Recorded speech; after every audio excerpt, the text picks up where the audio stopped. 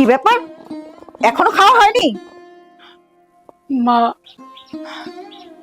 কেমনে খাবো মা? এই শাক দিয়ে তো আমার গলা দিয়ে খাওয়ানি নামতেছে না।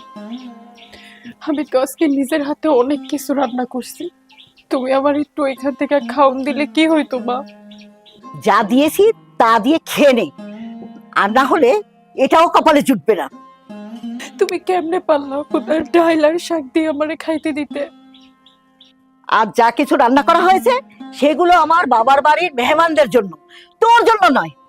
ফকিন্নি বাচ্চা, কি করে ভালো ভালো খাবার আশা করিস? হ্যাঁ, বিশ্বাস করো মা, এই শাক দিয়ে না আমার গলা দিয়ে একদম খাওন নামতেছে না, আমি পারতেছি না। তুমি আমার অল্প একটু খাওন দাও ওই জায়গা থেকে। ঠিক আছে, তোর আর কষ্ট করে খেতে হবে না।